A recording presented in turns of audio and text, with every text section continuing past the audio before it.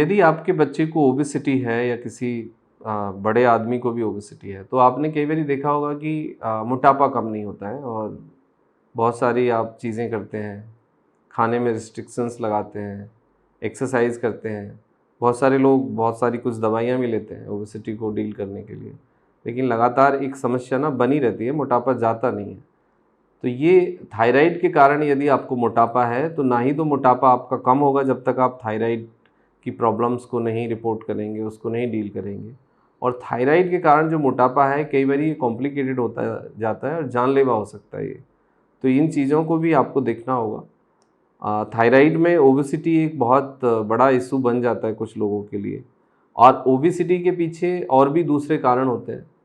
Thyroid का problem एक reason है, उसके बाद आपका मेटाबॉलिक प्रॉब्लम्स आपको यदि कोई है, अनहेल्दी यदि आपका फूड चॉइस है, लेक ऑफ फिज़िकल एक्टिविटीज़ यदि आपकी है, और जेनेटिक कोई पार्ट है। मतलब जेनेटिक से मतलब है कि मोटापा खानदानी भी होता है, लेकिन मोटापा खानदानी होने के साथ साथ ना कुछ और चीज़ें भी खानदानी होती हैं, जैसे कि एक्सरसाइज ना करना, बहुत ज़्यादा फूड के अंदर आपका मीठा और तला भुना होना, और कुछ कल्चरल चीज़ें भी जुड़ी हुई हैं मीठे के साथ, कैलोरी के साथ, फूड के साथ।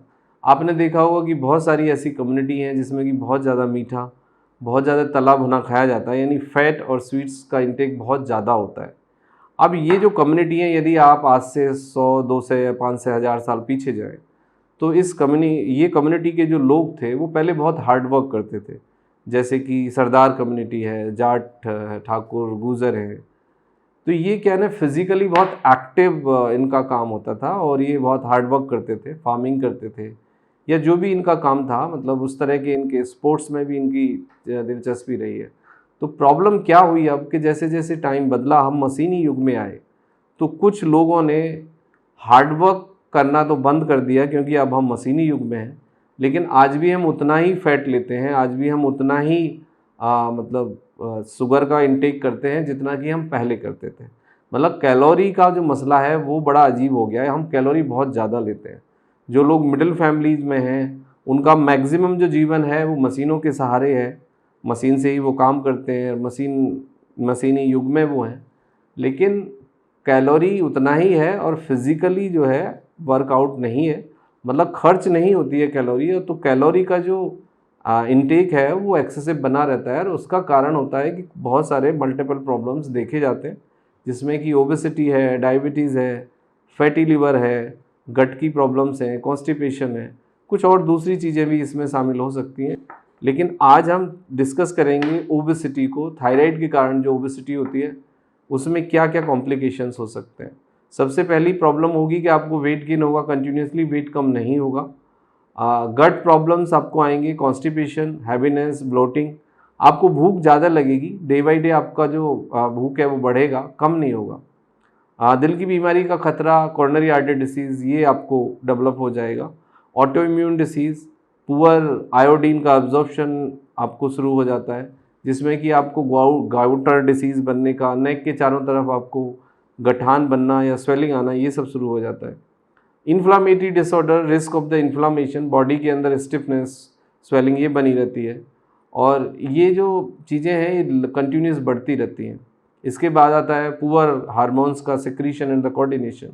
हमारी बॉडी का जो सिस्टम है वो इस तरह का है कि यदि आपकी गट खराब है, यदि आप ओबीज हो गए और आपकी गट की फंक्शनिंग बदल गई, तो लेट एंड अर्ली आप देखेंगे कि आपको ऑटो इम्यून प्रॉब्लम्स, कोई ना कोई हार्मोनल प्रॉब्लम या कोई ना कोई लाइफ स्टाइल प्रॉब्लम पिक्चर में आ जाएगी, जैसे कि ओबेसिटी है, फैटी लिवर है, डायबिटीज़ है, यूरिक एसिड का बढ़ना, ट्राइग्लिसराइड्स का बढ़ना, ब्लड का गाढ़ा होना, बीपी का बढ़ना, या फिर कुछ लोगों को देखा जाता है कि डिप्रेशन या एंजाइटी और इरेक्टाइल डिसफंक्शन, ईडी आपने देखा होगा, क्योंकि यदि आपका इंसुलिन रेजिस्टेंट डेवलप हो जाए और आपका जो टेस्टोस्टेरोन हार्मोन्स है उसका सिक्रीशन कम हो जाए, तो फिर आप देखेंगे कि आपको erectile dysfunction, functional weakness, lethargic आप महसूस करते हैं और आपके पास वो एनर्जी और पॉजिटिविटी नहीं रहती है।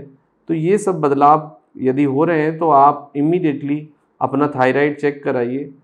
थायराइड प्रोफाइल या थायराइड का जो फंक्शनल टेस्ट है, टीएसएच करा लें आप, एनटीटीपीओ करा लें, विटामिन डी और बी12 कराएं, तो ये बहुत ज़रूरी है और इसको एनालाइज करना होगा। और यदि आपको थायराइड रिपोर्ट होता है तो उसका रेगुलर दवाई लीजिए। ये फालतू के मिथ में मत पड़िए कि दवाई की आदत पड़ जाएगी, ये हो जाएगा, वो हो जाएगा। थायराइड की दवाई, कोई भी हार्मोनल डेफिशिएंसी यदि आपको है और वो यदि लंबे समय तक आपके शरीर में रहेगी तो उससे किडनी का फंक्शन प्रभावित होगा, न्यूरोलॉजिकल प्रॉब्लम्स होंगे, उससे ब्रेन का फंक्शन प्रभावित होगा, उससे गट का फंक्शन प्रभावित होगा और आपके बॉडी में कुछ ना कुछ ऐसे बदलाव आ जाएंगे, कुछ ऑटो इम्यून चेंज आ जाएगा। सबसे बड़ी प्रॉब्लम ये है कि हार्मोन्स का जो प्रॉब्लम है यदि उसको रिपोर्ट ना किया जाए तो इमीडिएटली कुछ दिन में ही आपको auto immune change, inflammation, joint pain और आपकी जो डाइजेस्टिव हेल्थ है वो और आपकी जो न्यूरोलॉजिकल प्रॉब्लम्स हैं वो सरफेस पे आ जाती हैं और वो आपको बहुत परेशान करती हैं, स्टिफनेस देती हैं, पेन देती हैं। तो इसको समझने के लिए ज़रूरी है कि इमीडिएटली आप थायराइड टेस्ट कराइए। यदि आपको ओबेसिटी है, वज़न कम नहीं हो रहा है आपको फैटी लीवर है वो ठीक नहीं हो रहा है, तो फिर आपको थायराइड का टेस्ट तुरंत कराना चाहिए और उसके अकॉर्डिंग आपको मेडिसिन लेना चाहिए। यदि आपको कोई प्रॉब्लम है, आपको कोई सेकंड ओपिनियन चाहिए या कंसल्टेशन चाहिए, हमसे कोई मदद चाहिए, तो व्हाट्सएप पे मैसेज करिए, रिप्लाई को फॉलो करिए, जिसमें कि दोनों ऑप्शन आपको मिलेंगे, online consultation and personal consultation का। Thank you very much and take care yourself.